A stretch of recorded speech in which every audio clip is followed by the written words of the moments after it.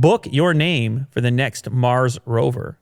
So we talked in the past about potentially traveling to Mars. I was like, nah, I'm good because I know you can't come back. And I'm enjoying myself here, Will. I don't know if you can tell. I'm enjoying myself. So I can't be going somewhere and not coming back. I got a limited amount of time already to work with. It's a cool idea, but like, what's on Mars? Can I bring people with me?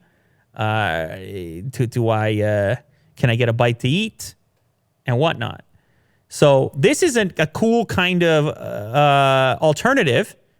You don't actually have to go to Mars. You can just book your name on the rover. So there's this cool thing. They're going to etch a bunch of people's names onto a chip, like very small etching. And you're going to get this boarding pass to say that, hey, you were a part of it. You can register right now. And it's a limited number of people. And you may be selected, maybe not. There's a web page for it. NASA's doing it. And it's pretty cool. So those happy souls whose applications are accepted will receive a souvenir boarding pass and frequent flyer points. And there's a lot of room on the 2 or more chips under the glass. A micro-device lab of jet propulsion technology will use an electron beam to stencil the names in microscopic size. So apparently they're going to get like 1 million names on there. And even though you're not on Mars, Will, your name, do they already have 5 million? It seems like it. Oh, they already got 5 million names. 5.5 million. So right now you have a 1 in 5 chance of getting your name on there. If it's gonna be randomly selected, which is what it seems like is what they're gonna do. Worth it. That's not bad. 1 in 5 chance right now. All you gotta do is type your name in, and you could be like, look, my name's on Mars. I mean, that's some pretty cool bragging rights. Plus, you get the little voucher, the boarding pass, as proof to tell everyone that you did it.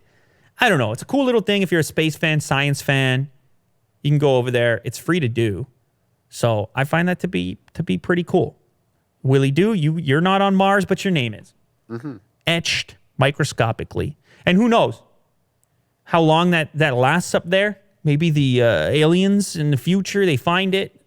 They think about Willie Doo. They're like, he was a guy. And they put a smile on their face. Would you go to Mars if you had a chance to come No, we talked to... Oh, if I had a chance to come back? Yeah. For like... if they could guarantee I'd come back? 3 months. 3 months, eh? How long did it take to get there? I don't think that makes any sense. I don't think it works. The math doesn't work. Okay, like you travel, but you stay there for 3 months. So it's like a year then, right? Sure. It's probably like a year. I can't give up a year, Will. 6 years there and back. 6 years? Oh my goodness. Whatever it is, man, it's too much. Whatever it is. I got people. I got a life. Yeah, you got priorities. I got priorities. I hear you. I can't do it. You could. If I bring Otis, yeah. You and Otis? I mean, we'd miss you. We couldn't replace you. You can't go.